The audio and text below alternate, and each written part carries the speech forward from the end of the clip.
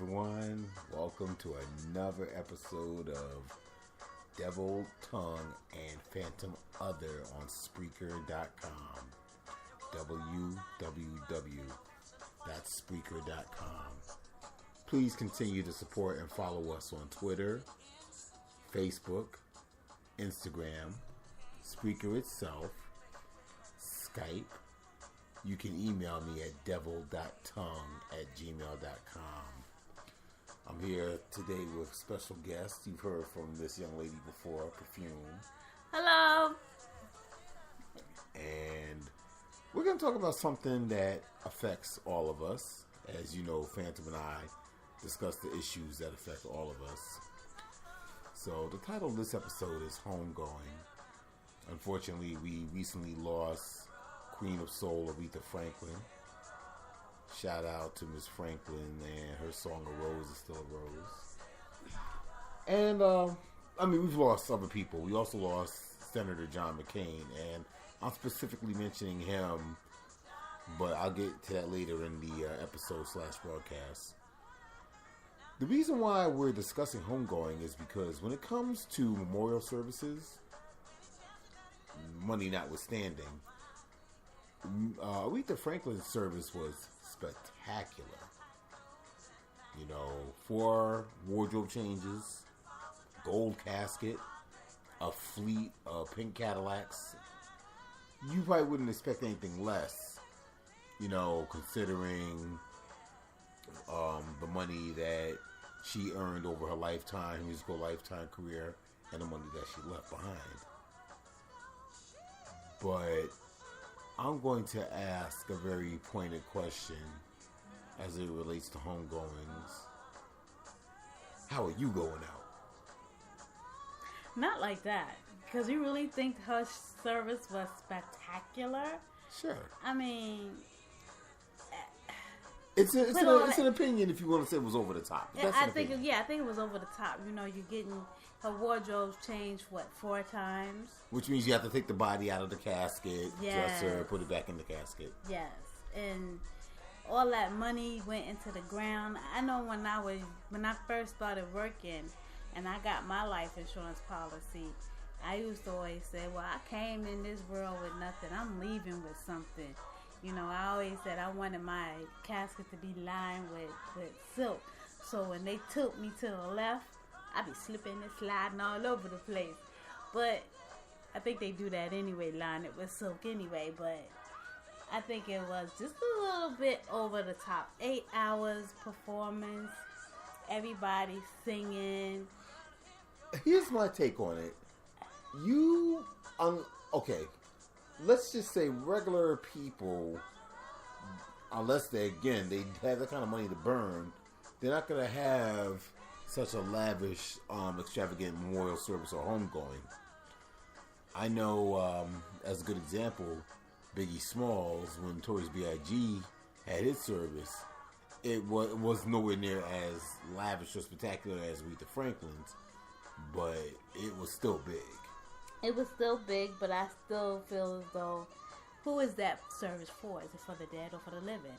I remember the first time I ever been to an over-the-top service was for my pastor. Right. I'm not going to say names. His service was for a few days. You know, it was for the church. It was held in his church, and the church was small, so... And then the main service was held on a Sunday evening for everybody. And he was very active within the Bronx community and the Manhattan community. And he was very active within the Baptist community. His father, his grandfather were preachers. So they knew him. I felt as though that service was over the top, and it was long. Not your average 2 hours. It was long. And after the service was done, of course, it still wasn't done because the next day you had the burial. But the burial was for immediate family. And I remember when my aunt passed, they said her funeral was 3 hours long. Right. That was the longest service I've ever been to. And I mean, yeah, she was a pillar of the community. She lived to be 95 or 98. Everybody and their mother wanted to get up there and talk, to the point where the preacher had to say, everybody got 2 minutes to talk. Uh-huh. If you see me rising up, that means, don't have me really stand up and say, okay, devil tongue, you need to sit down. It was just too long. And I mean, the gravesite diggers, they were upset because it was past their time to go home. And and that was the first time I ever saw at a funeral for an older person, doves being released. Right. We were in the woods. The funeral was in South Carolina. The doves didn't even really fly that high. So, I mean... I'm going to cut you off right here, and we'll talk about, since you mentioned the length of time the funeral took. John McCain. First, I want to say he was a real stand-up guy. I didn't realize that until, watching his memorial service, which lasted for almost an entire week. Yeah. That was just too long to keep the body. Well, mind you, the family, gets to see the initial viewing of the body, I'm sure, before it's taken away. But then the rest of the time it's closed casket with the flag draped over it. But it's still too much. I remember when I had first started working, this lady said that when it comes to funeral, the Jewish people have it right. So I was like, what do you mean? She was like, yo, listen, as soon as they people pass, if they don't have the funeral that day, it's the next day. It's done. It's over with. She was like, nope, with us, we gotta wait for everybody to come in from their prospective states. And then we have to have 3-4 different services. And when she said that, she was meaning it as a joke, and we all laughed. But if you think about it, it's true. Very rarely will, shout out to the Jewish community, by the way, very rarely will they wait for someone to come in from Israel before they bury that family member or their loved one. The casket is not over the top, which caskets are expensive. I don't care if you get it on Amazon. Caskets are not, inexpensive. They use a pine box. Mm-hmm. And if you think about it in the idea of, I guess, saving money, does it really make sense to buy a casket for what, roughly $3,000-$4,000, give or take? No, it doesn't make sense. I mean, you could go in the room where the caskets is at and say to the man, point me in the direction where the cheapest casket is at. And I remember when my father died, my mom was like, okay, Tara, I know that you and your dad was close, so I want you to feel as though that you are a part of this. So I was like, okay. And she was like, go ahead in the room with them and pick a casket. So I'm thinking the casket would be like, the most $900. Right. He was like, I think the cheapest one was $1,200. Right. That's still a lot of money it to is. put you in. Now, let's talk about the extras that the funeral director in your time of sorrow will try to sell you. Everything, you name it. A seal. Well, back in the day, they would charge you for the seal. Now, the seal comes with it. Right. That rubber seal around your casket. That comes with it. The pillow.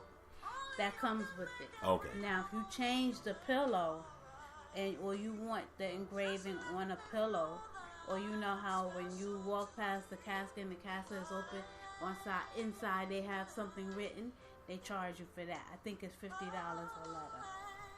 They charge, they do nickel dime. Wait. $50 a letter? Yeah, they nickel dime you for everything.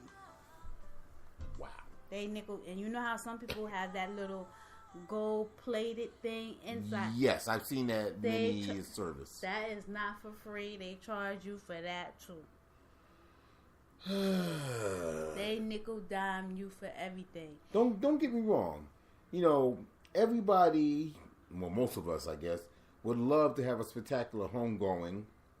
As you said, it's not for you. It's for the living. It's for the living. But that truly does boil down to a case of affordability. True. Can you afford to be sent off in spectacular fashion?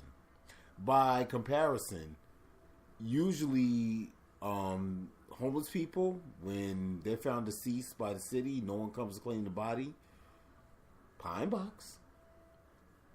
Inmates from Rikers, they have a ferry go to Hart Island, Potter's Field, and unceremoniously bury them in plots, maybe 3 or 4 stacked high. I'm not quite sure.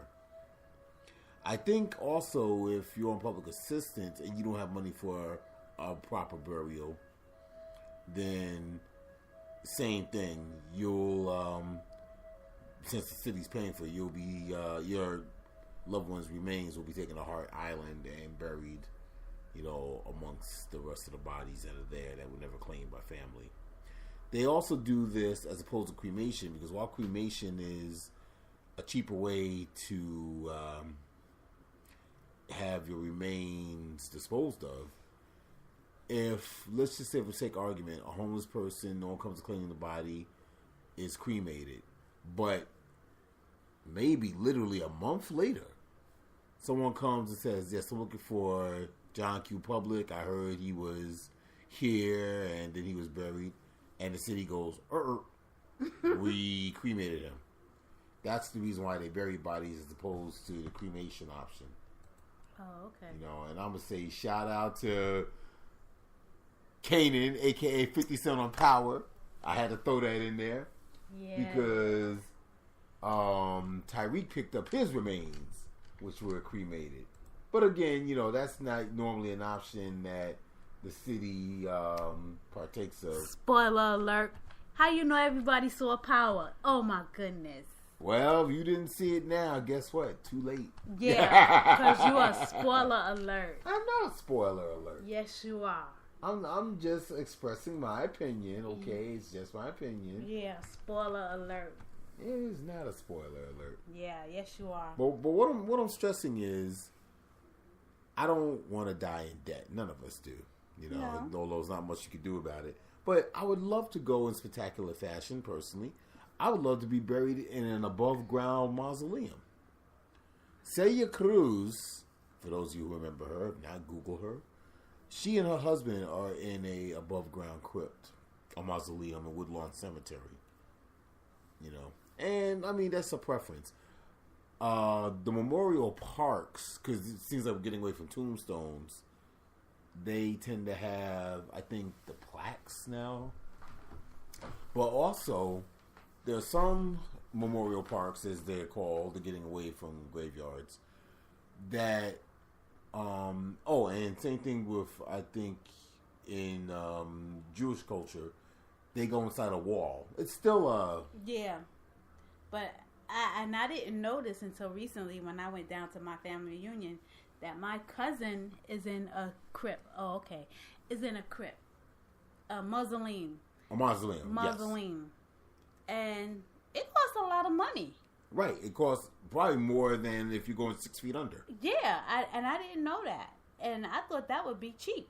And they was like, they're asking people to upkeep of the mausoleum because it has to be a certain temperature, and after a few years, your body, the fluids that were in your body, the embalming, start to leak.